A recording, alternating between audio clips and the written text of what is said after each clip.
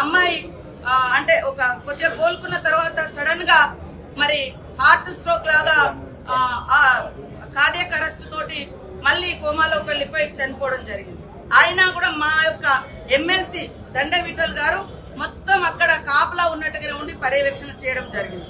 మరి హైదరాబాద్ నిమ్స్ కంటే ఇంకా అత్యున్నతమైనది అయితే నిమ్స్ మన అందరికీ అత్యున్నతమైన హాస్పిటల్. దాంట్లో మేము ట్రీట్మెంట్ ఇచ్చే ప్రయత్నం చేసినాం, 25 రోజులు ప్రయత్నం చేసినాం. అంతిమంగా సరే కొన్ని ఇబ్బందులతోటి ఆమె చనిపోయింది. అయినా కూడా మేము అన్ని రకాలుగా ఆ కుటుంబానికి భరోసానిచ్చినాం, ఆదుకుంటున్నాం. కానీ మీ హయాంలో ఒక్క పిల్లగాడు చచ్చిపోయినా, ఒక్క అమ్మాయి చచ్చిపోయినా, ఒక్క రోజున మీరు ఒక్క మంత్రి అయినా పోయిందా? ఇవాళ ముసలి కన్నీళ్లు కాస్తున్నారు. ఇవాళ ఈ హాస్టళ్లలో జరిగే వాటి వెనుక కుట్రలు కూడా మేము తొందరలోనే బయట పెడతాం. ఖచ్చితంగా కొంతమంది హాస్టళ్లలో ఉండేటువంటి వాళ్ళతో కూడా కొన్ని లింక్స్ పెట్టుకొని అవన్నీ ఏమేమి జరుగుతున్నాయో అవన్నీ కూడా బయటకు తీస్తాం. ఆ అధికారులు ఎవరైనా అట్లాంటి వాటి కుట్రలకు తెరలేపితే వాళ్ళ మీద క్రిమినల్ కేసులు పెడతాం, సర్వీస్ నుంచి కూడా రిమూవల్ చేస్తామని కూడా ఈ సందర్భంగా హెచ్చరిక చేస్తాం. అదే చెప్తామంటున్నా, ఆధారాలతో చెప్తాం. అదే వెనక రాజకీయ పార్టీ ఉంటారు, ముంగట ఎవరో ఒకరు వాళ్ళ అన్యాయాలు వాళ్ళకి సంబంధించిన చెప్తాం. మాకు డౌట్స్ ఉన్నాయి, ఈ హాస్టల్స్ లలో జరిగే వాటి మీద మాకు డౌట్స్ ఉన్నాయి కాబట్టి మేము వాటితో వివరంగా చెప్తాం.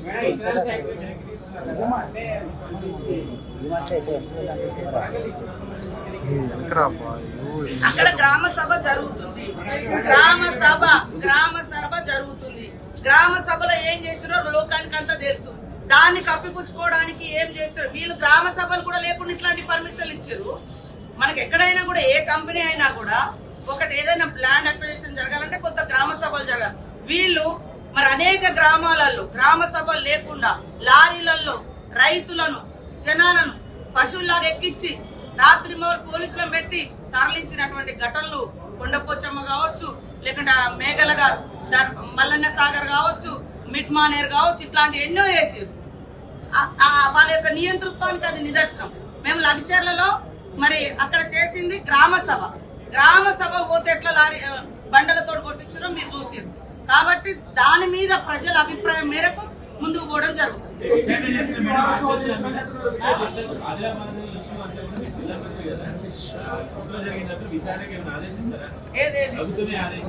నిన్నడదా ఫుడ్ పాయిజన్ ఆ విషయంలో నేను అనలేదు. నిరంతరం జరిగే వాటి వెనుక కొన్ని మాకు డౌట్స్ ఉన్నాయి. వాటి అన్నింటినీ కూడా కులంకుషంగా ఎంక్వైరీ చేస్తాం, విచారణలు కూడా సాగిస్తాం, రిపోర్ట్స్ అన్ని కూడా తెప్పించుకుంటాం. వాళ్ళు ఏం చేసిరు? మేము చేసినాం. రైతులకు 18,000 కోట్ల రుణమాఫీ చేసినాము. సన్న ఓట్లకు ఇప్పుడు 500 ఇస్తున్నాము. మహిళలకు అందరికి ఫ్రీ బస్ ఇస్తున్నాము. 200 యూనిట్ల కరెంట్ ఇచ్చినాము.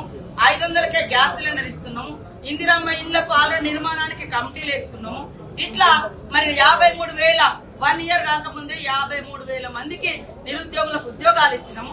మీరు 10 ఏళ్లల్లా పట్టుమని 1,00,000 మందికి కూడా ఉద్యోగాలు ఇవ్వలేదు. పేదోడు ఎక్కిపోయేటువంటి బస్సుల రేట్లు పెంచిర్రు. పేదింటి బిడ్డకు డైరెక్ట్ గా ఇది కరెంట్ ఛార్జీలు పెంచిర్రు. ఇవాళ మేము సంబరాలు చేస్తే తప్పు.